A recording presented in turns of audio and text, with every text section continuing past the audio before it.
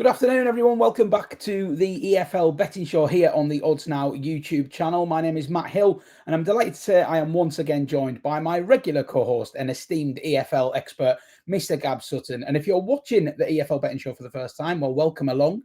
What we do here is very simple. It's a quick 20-30 minute whiz through the upcoming weekend slate of action from across the English Championship, League One and League Two. How it'll work is myself and Gab will make a selection each from each of the three divisions, give our case, have a little bit of chat about the selection, and then we'll round things off at the end. And for staking purposes, what me and Gab do is we put 1 point single on each of our selections and a half-point treble as well. Gab, the only man to get his treble up this season. 2 out of 3 has been the theme of my season thus far, which tends to return a profit, but does tend to be a little bit annoying when you just can't quite get the full house up. Gab, it's been a while. Obviously, no show last week due to external factors at Odds Now Towers. But how have you been? It's been. I've missed our chats. I know, yeah, me too. I was at Crawley last weekend watching their 1-1 draw with Accrington Stanley. Mm-hmm.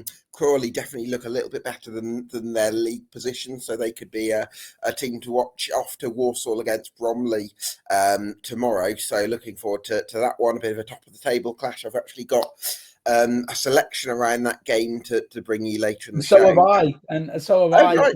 Even though they're contrasting. Even though they're contrasting, there is a scenario where they could both win. So we'll be cheering for that. But we'll come on to League Two in due course.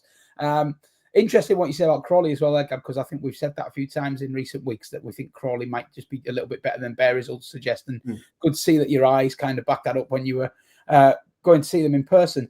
Well, before we get on to sort of League Two matters, we'll start, obviously, as we always do, with the Championship. I'm going to put you into bat first, Gab, as usual.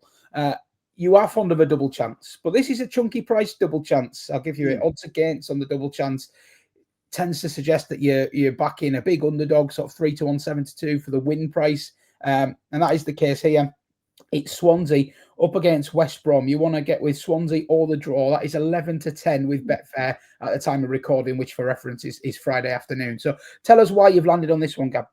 It's a bit more of an anti-West Brom chance bet than a hugely pro-Swansea. West Brom have serious difficulties in the second half of their matches.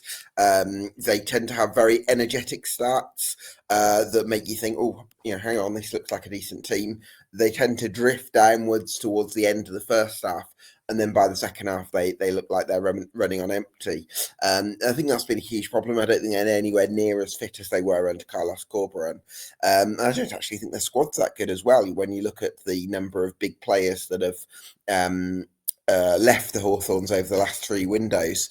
So I think for all sorts of reasons, I'm sceptical of West Brom, and that's based on first-hand evidence. I was at the Hawthorns incognito, actually. I'm a Birmingham City fan, and I managed to sneak into the home end because away tickets were difficult to get hold of. So I had to beam at the away end when we equalised, but I couldn't. I'm sure many people have been in that situation. I know I have, just trying to hold it all in. Exactly. So I managed to do that. But yeah, I'm not convinced by West Brom. I don't think they're anywhere near fit enough.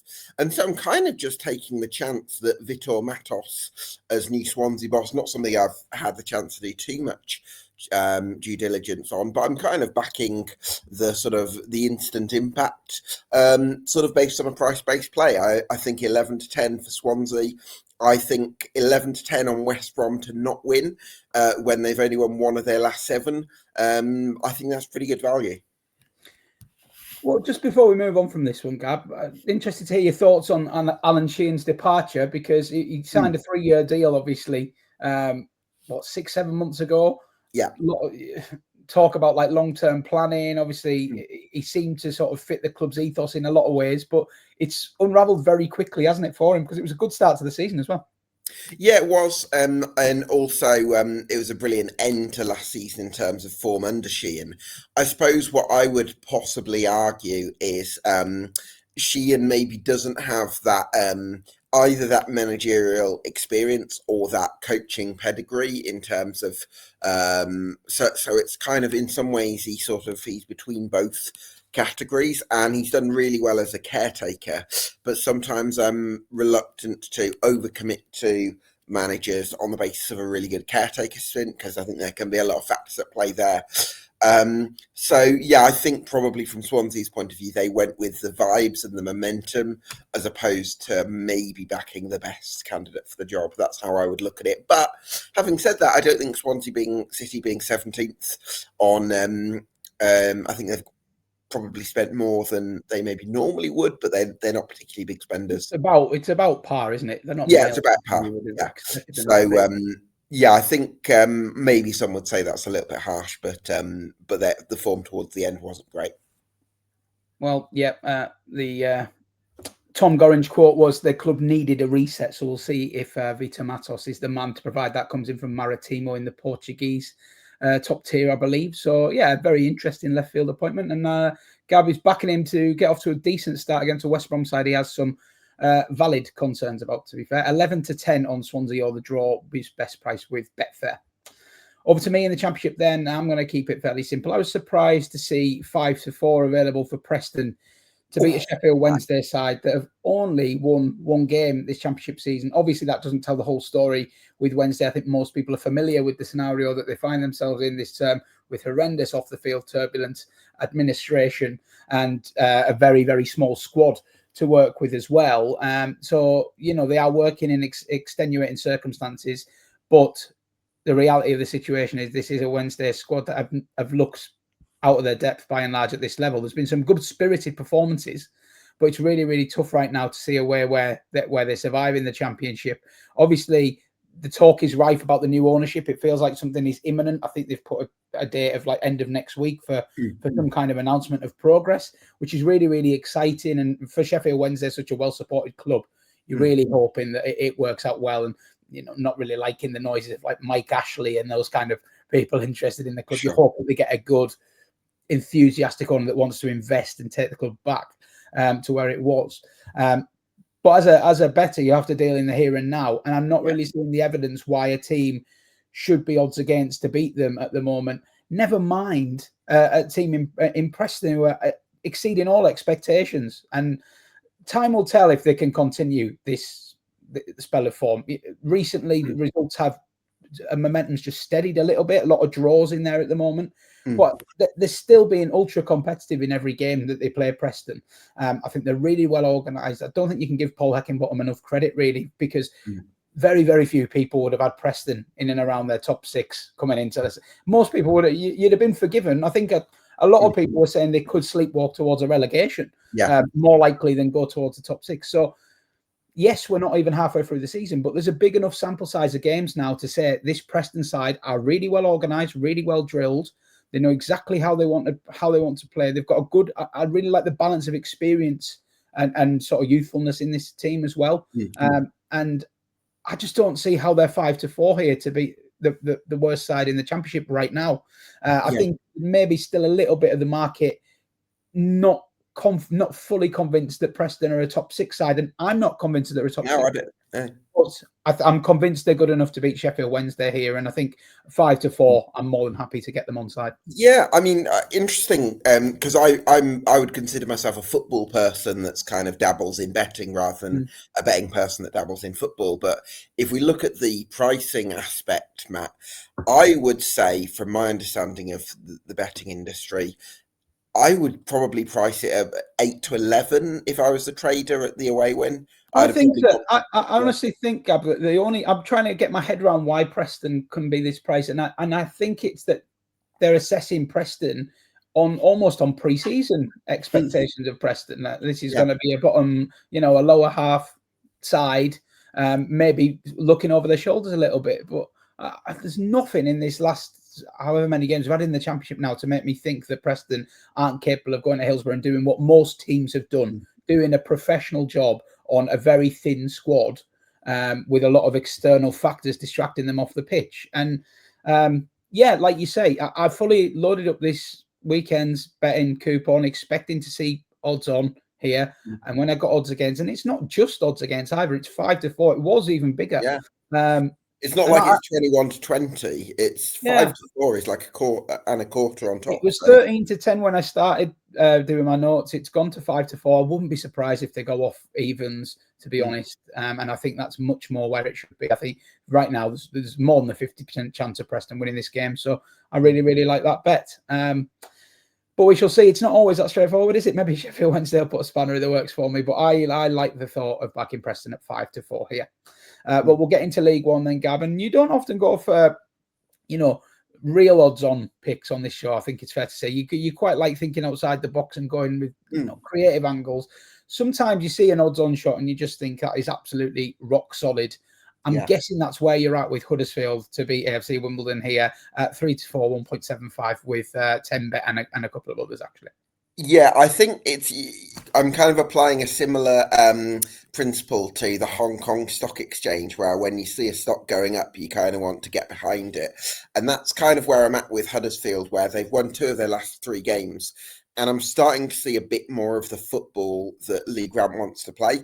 I think earlier in the season, they may be criticised for square pegs in round holes. For instance, there was a game on TV at Bolton where Alfie May was dropping very deep, and I think a few people sort of commented on that, that you want Alfie May in goal-scoring areas. But the idea, and I think we saw some of this at Mansfield, it's Dion Charles dropping in and Ben Wiles running beyond him, or it's Lasse Sorensen cutting inside from right back and Ben Wiles overloading the flank. And it's that kind of fluidity that when you get it wrong and it's badly executed, it looks like square pegs in round holes, it looks disjointed. When you get it right and it's well executed, it looks like it's fluid, it's unpredictable. It's, how do you stop them? And I think Huddersfield are starting to get it right based on recent performances. And I'm going to kind of tie that in with Wimbledon's trajectory. They've lost their last 3 games. Defensively, a bit of a horror show in that 5-0 loss at Peterborough as well. And yeah, I think a few concerns around Wimbledon. They've maybe lost elements of their defensive solidity of late. I think they'll be glad to have banked 25 points, which is half the number they'll need to stay up, because I would think they're trending downwards. So it's a little bit of Huddersfield trending upwards, Wimbledon trending downwards, and kind of marrying that up with the anti-post expectations for both teams. So that's why I'm willing to back it, even if it's 3-4. It's not a huge price. Yeah, I just found myself furiously getting the League One table up there because, we talk about Wimbledon banking 25 points. That sits them 9th at the moment. Gab, how concerned are you about this slide from a Wimbledon perspective? This is a team, obviously, that came up through the League Two playoffs. They had a fantastic... Their entire backbone was built on a solid defensive record. I know we spoke many times at the back end of last season and the start of this season about how reliable they were defensively, how difficult they were going to be to beat. When you see scorelines like some of the recent ones and you talk about the defensive solidity going, that's got to be a great concern for Wimbledon, hasn't it? Yeah, for sure. I think the big challenge for me is that Omar Boogjiel is, I see him as a really important player because he's their sort of target man. And I don't see many other players who can do what he does. But if you start him every game, he ends up playing a lot of matches because he's also in international duty for the Lebanon. Johnny Jackson has recently switched to... switch formation, I think, to a back 4 as an attempt to try and stabilise things. Off the back of that 5-0 loss at Peterborough, and they came very close to beating Wigan. They were leading going into the last quarter of an hour, and then it was Harrison Batoni produced a really exciting substitute appearance for Wigan Athletic, and he's definitely one to watch. But I'm a little bit concerned about Wimbledon, but I think they've banked a lot of points already, which means that they've kind of given themselves plenty of leeway to have a difficult run, as long as they can reorganise themselves reasonably quickly. But I think it's going to be a big ask for them in West Yorkshire. Yeah, okay. So one to keep an eye on, definitely. But in the short term, Huddersfield looking rock solid for Gab to beat AFC Wimbledon. Definitely one for your accumulators if you're that way inclined at 3-4. Well, my pick in League One, and you talk about seeing a stock go up, Gab, wanting to get on it and ride the train. I'm doing the opposite of that here. I'm trying to buy the dip a little bit here, because I think a lot of people would think that this game does anything but scream goals. I'm going to back over 2.5 goals in Plymouth versus Northampton. It's odds against, again, 11 to 10. I think the reason that this price is odds against is because of a historical tendency, and it is backed up in the fact as well. Northampton don't concede many goals. Very solid side under Kevin Nolan, very well organised, and generally away from home will go and play for a 1-0, which they're very good at doing. However, the last 4 games in all competitions have all seen over 2.5 goals, which is a little bit unlike Northampton.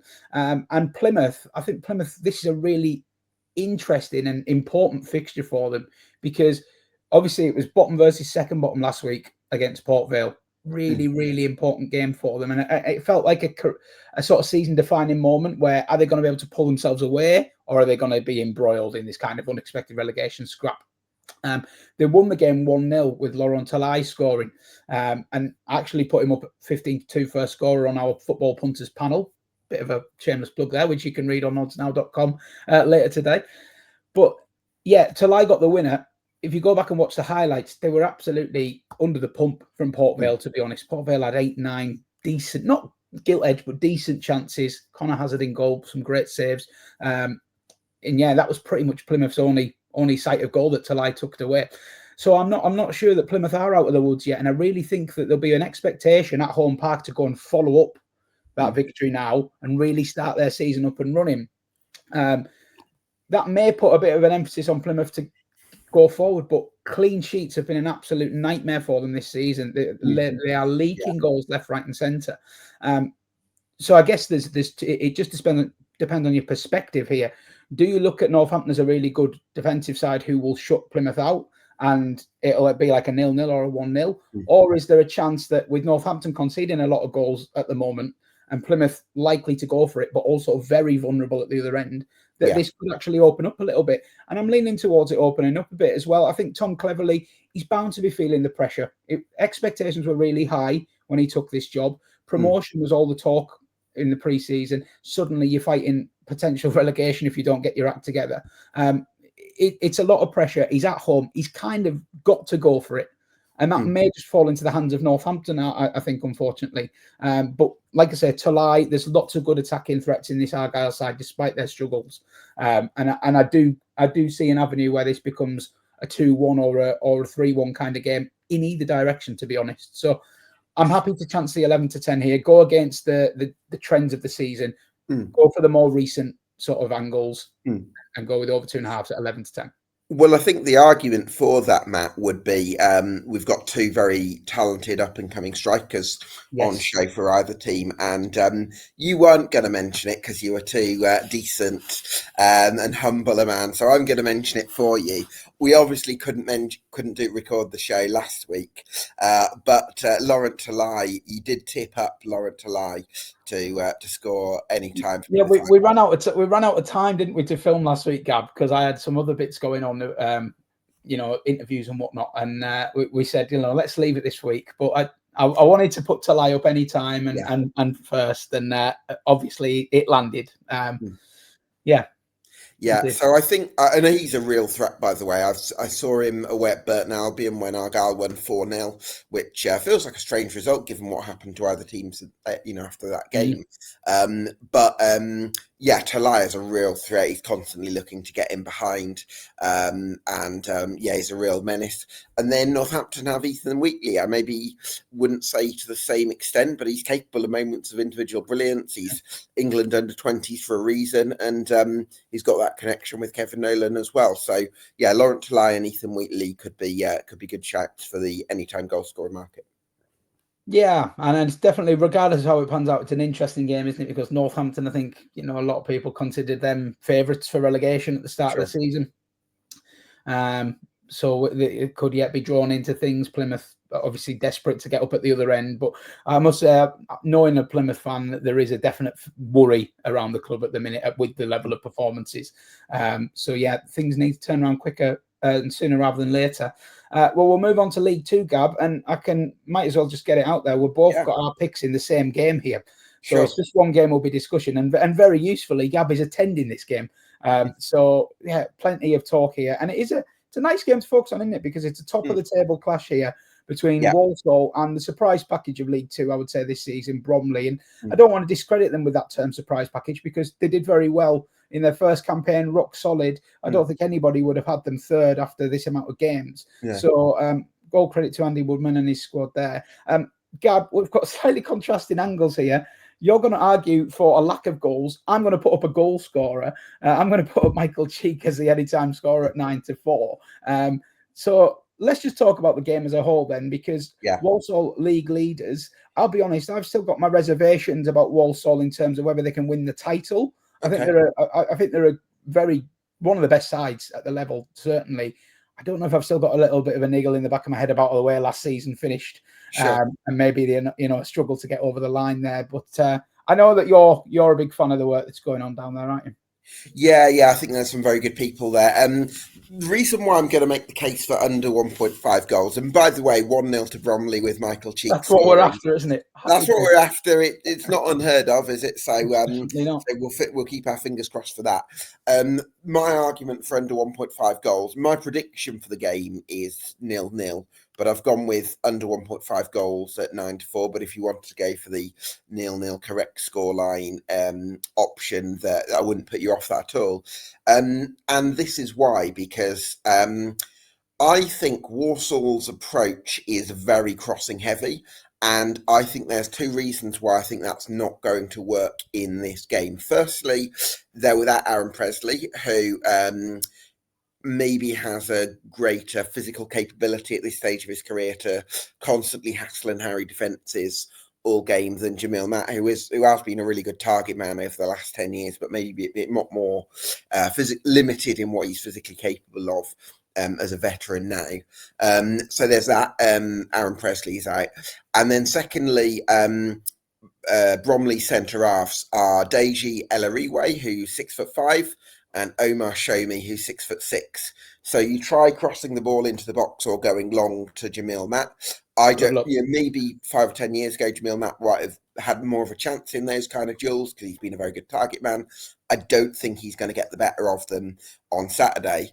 And because Matt Sadler is very plan A based as a coach, I don't know whether he's the type that's going to say, okay, that's not working, let's try something else, because he's very process driven in the way that he approaches things.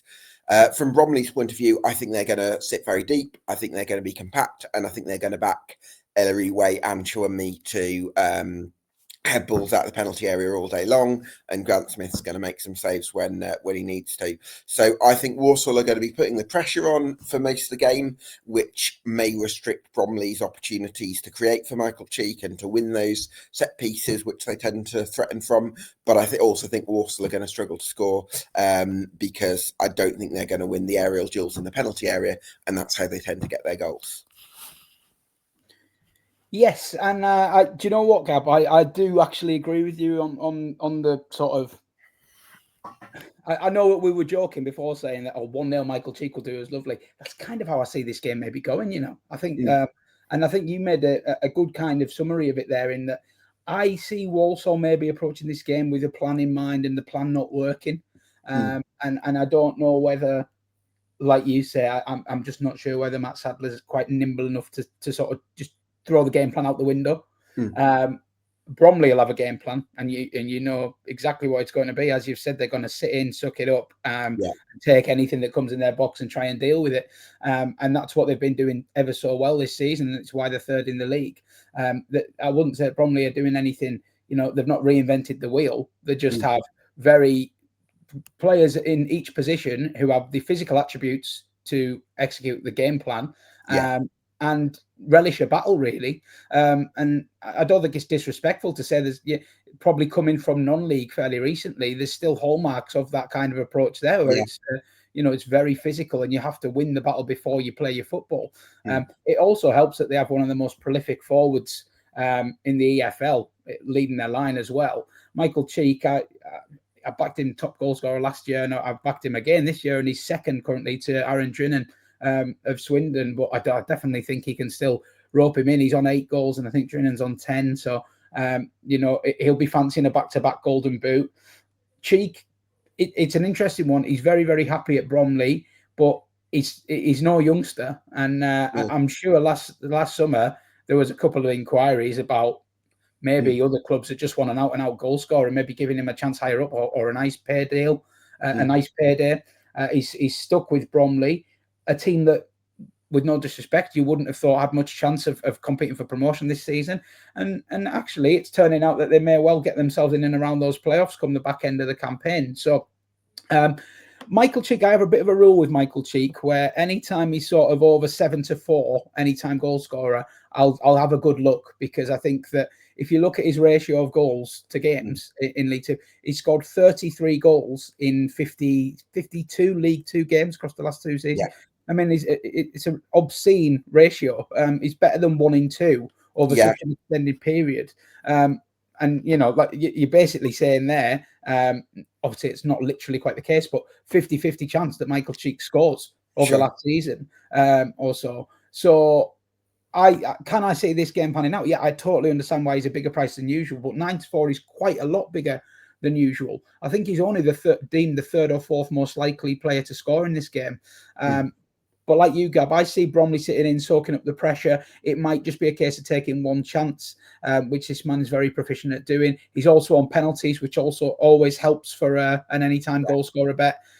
Because, you know, Bromley have got the kind of players that could get themselves in those situations. There'll be balls going in the box, potential handballs and all sorts. So there's just a lot of variables at play. And generally, if you'd have followed Michael Cheek in at these kind of prices over the last few years, you would not have gone far wrong. So he'll always get a look from me at this kind of price. And up the 1-0 Bromley, Michael Cheek, everyone's happy.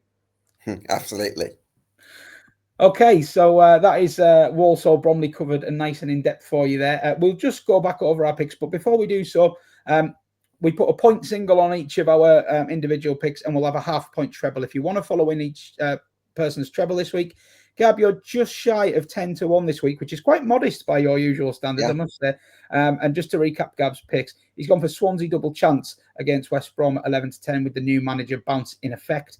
Very confident selection for Huddersfield to beat a struggling AFC Wimbledon at 3-4. And under 1.5 goals in Walsall Bromley is the biggest price for Gab this week at 9-4. My treble is the slightly bigger price one this week, which is unusual. 13.78-1 with BetVictor at the time of recording. I've gone for Preston to beat bottom side Sheffield Wednesday. I can't believe that 5-4. Hopefully they're not going to make me look like a mug, Preston, this weekend. I've gone for overs in Plymouth Northampton, despite the sort of league table maybe suggesting unders would be the play. I think overs, maybe the creative angle on recent form. And another 9-4 pick in Walsall versus Bromley. I'm going to go for Michael Cheek, anytime goal scorer. And that adds up to my just under 14-1 treble. So, Gab, if I was putting you on the spot then, what would your best bet be for this footballing weekend? I think I'm going to go under 1.5 goals because I feel very confident for the reasons that are outlined, that there's not going to be more than one goal in that game. So, I think it's either going to be 0-0 or it's going to be decided by a solitary strike. The good thing with that, Gab, as well, is obviously with you being in attendance, that if you're wrong, you're going to get an entertaining game anyway. So it's kind of a win-win, isn't it? You can enjoy yourself if you are wrong, and enjoy yourself if you're right. Okay, well, my nap is going to be Preston to beat Sheffield Wednesday at 5-4. To be honest, anything above even money, I'd be very happy to take a chance on Preston there. If you wanted to double up mine and Gab's best bets, the Preston to beat Sheffield Wednesday and under 1.5 goals in Walsall Bromley is just over 6-1 with Bet365. So nice little alternative angle if you want a little slice of both pies. Gab, it's been a pleasure as always. Really enjoyed catching up with you and hearing your thoughts ahead of the EFL weekend. We've got loads and loads of tipping content live on oddsnow.com right now, whether you're into your football, your horse racing, or various other sports as well. It's all covered. Gab contributes to our Football Punters panel, which you can read every Friday. And the guys on that panel are always putting up winners left, right, and centre. It really is a good read if you're going to have a flutter at the weekend. But if you are going to do so, please do gamble responsibly. Keep it fun. And I wish you all the best of luck. And me and Gab will see you again next week. Thanks very much, Gab. Cheers.